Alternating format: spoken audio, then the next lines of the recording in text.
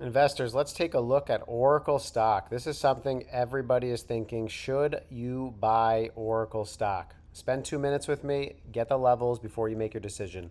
Now, $255 was a major rejection point. When we broke this level, we had triple bottomed at $135, which you can see right here.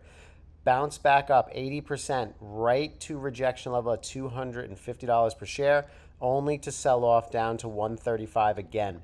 Are you buying this dip? That really is the question. After that 80% move from 135 up to 250, pulling back to 135, that's a 50% pullback. Is it time to start buying? When you look at the 1-year chart, we do have potential pullback a little bit further from $132 per share all the way down to $117, which would be another 10% pullback. Is this something that is worth the ROI here? You can see buyers are coming in with this green volume candle. If you look at the 1 year and look at the RSI on this chart, it is trading at 31 on the RSI on the 1 year. Very enticing to buy. Everybody knows that support is right here at $117. Do you have the patience to actually wait, or are you going to start your position right here? If you're going to start a position, I believe it is a good idea to wait till you reclaim at least $135 per share. Wait to break above this level, confirm, consolidate, and then push higher. Oracle stock is selling off, and you don't want to buy a fallen knife.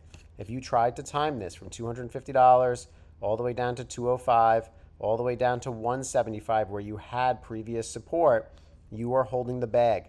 Is it low enough now? Let it prove that it is not just another fallen knife support level that you are buying. Right now, you can see Oracle stock at $140 had support and rejected all the way down to $135. Now looking at this, you need to make sure that Oracle stock is going to hold above $135 per share. This is a nice curl, but is this turning into consolidation and then a move lower? Don't be a bag holder. If you're going to buy, maybe buy 10 to 20% of your position, of your total position that you're going to buy, and plan to add lower if it continues, if this is a long-term play. If you're doing a short-term trade, let the confirmation come to you. Get that $135 hold, then look for a move higher. You have plenty of time to buy this stock. You don't want to just rush into it and be like every other bag holder. $150 would be the next overhead, which is a 13% upside. Right now, if we pull back to the next support level at 117, that's a 10 to 11% upside right there to the downside. Let me know what you're doing in the comments below. Are you buying Oracle stock?